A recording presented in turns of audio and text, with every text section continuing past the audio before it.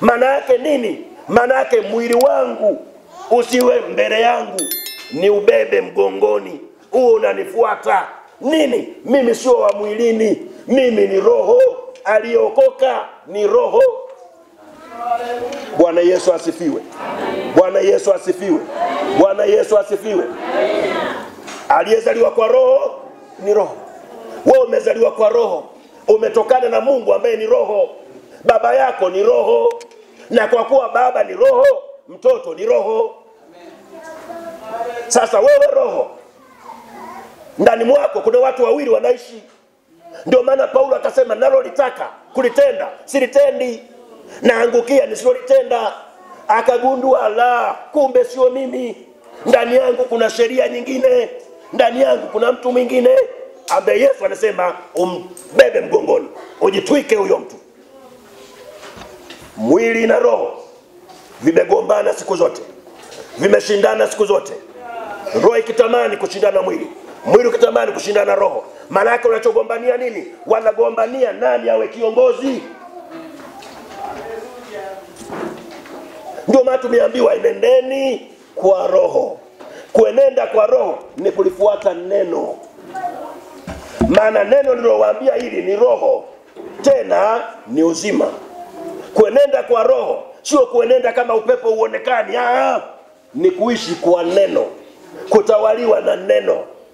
Mkristo ana imani kwa Mungu, na kwa kuwa na imani analijaza neno ndani, na baadaye anasema neno lako ni taa ya miguu yangu, ni mwanga wa njia zangu.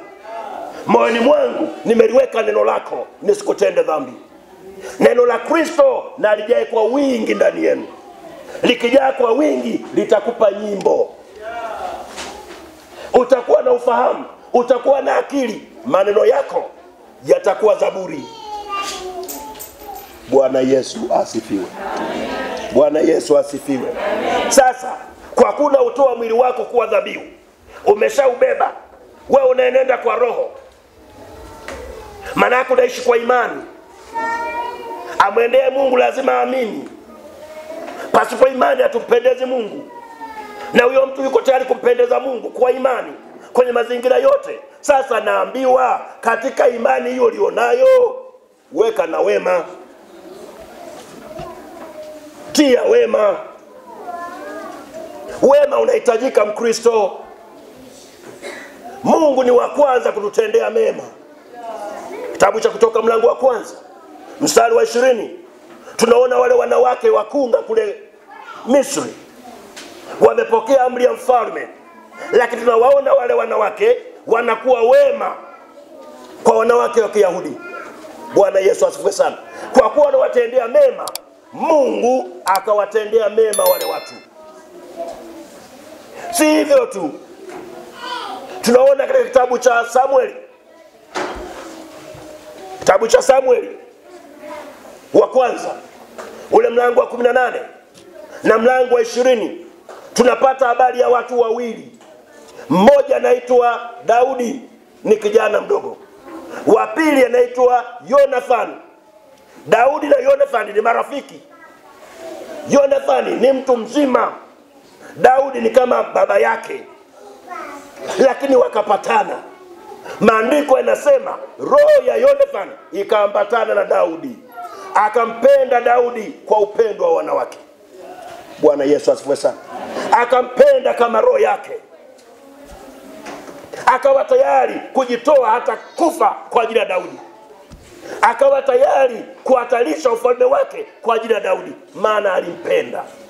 Akamtendea mema, akamtendea wema. Tunaona baadaye Yonathani amekufa, kizazi chake wengi wamekufa. Daudi anakumbuka ule wema, anaanza kuuliza, jamani, kwenye nyumba ya Sauli hakuna yeyote aliyesalia? Kwenye nyumba ya Yonathani hakuna yeyote aliyesalia? Na ukumbuka wema wa baba yake, wa rafiki yangu Yonathani, na ukumbuka alivyonifadhili. Leo ni mfalme, kuna mtu alimtendea mema, kuna mtu alinilinda, kuna mtu alinitunza, kuna mtu alinipigania. Waswahili wamesema wema ni akiba. Wakristo tumesahau kutenda mema. unaishi na wenzako varuvaru. Acha kuishi na wenzako varuvaru. Tenda jema kwa mwenzio. Tenda wema kwa mwenzako. Unapotenda wema ni akiba yako. Bwana Yesu asifiwe sana. Amen. Wakatafuta, wakamkuta mtoto mmoja Yonathani ambaye ni mlemavu, alishalemavu. Kwa nini? Kuna bwana mmoja aliingia roho ya ukatili, akataka kuua kizazi chote cha mfalme Sauli. Yaya ndio tunaita mahela wafanyikazi wa ndani. Aliamua kukimbia na yule mtoto amuokoe, maana atakufa. Ni kitoto kichanga, mama baba amekufa, kamesalia kenyewe, na kenyewe nakatafuta wakaue. Katika kukimbia akaokoe katoto. Maandiko yanasema yule mtoto akaanguka, alivyoanguka kavunja miguu. Kwa hiyo akakuwa ni mlemavu. Daudi akaambiwa yupo, akaambia mkaniletee. Alivyokuja sasa ni mtu mzima na amekuwa, lakini mlemavu atembei. Anamwambia nakumbuka mema baba yako, alionitendea baba yako, na kuahidi utakaa ikulu, utakula chakula changu, na mashamba yako yote ambao baba yako aliyamiliki yamenyang'anywa, maana ukoo kuwepo, na kurejeshea. Nini? Wema. Wa Kristo tutende mema. Kwenye imani ulionao unamwamini Mungu ndio, una uhakika na Mungu ndio, ongeza wema.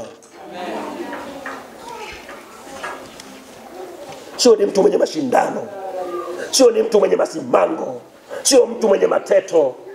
Tenda wema. Bwana Yesu asifiwe. Bwana Yesu asifiwe. Maandiko yametuambia katika Galatia ule mlango wa 6 mstari wa 9 mpaka wa 10, msichoke katika kutenda mema. Msichoke. Msichoke. Mwenzako anashida, unapoenda kumuona ni jema, usichoke. Unapoiendea nyumba yenye shida, kuwatazama na kuwafariji ni jambo jema, usichoke. Na anasema watendeni mema watu wote. Lakini nimekuambia hasa mwambie mwenzako hasa. Mtazame usoni, mwambie hasa.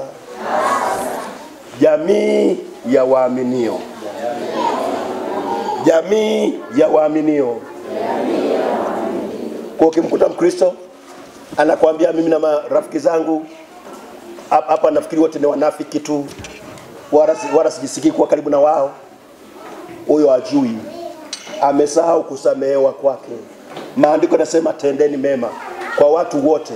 Nyumba zote mtaziingia kuwaona, lakini kwa wale wanaoamini, wanaoshiriki imani pamoja nanyi, mtakuwa wenye bidii sana, mtafanya mara mbili sana. Haleluya, haleluya. Haleluya, haleluya. Haleluya, haleluya. Haleluya.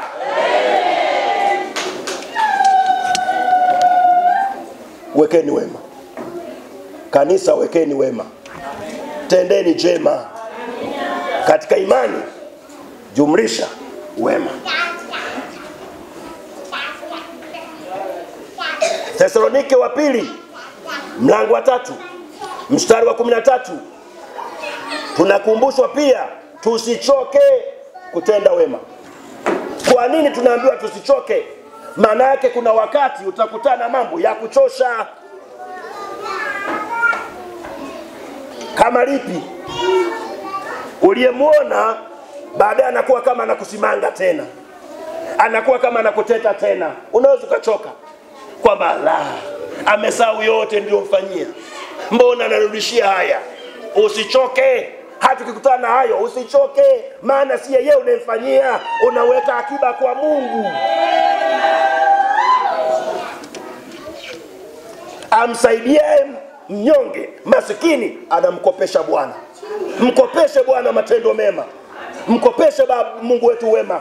Kama wale wanawake ambao walitenda wema kwa wanawake wa Kiyahudi, wakamkopesha Bwana, hawakujua. Mungu anasema akawarejeshia wema. Yonathani hakujua anavyomfanyia Daudi, kumbe anamkopesha Bwana. Daudi alipopata ufalme, wewe mkakumbukwa. Bwana Yesu asifiwe. Bwana Yesu asifiwe.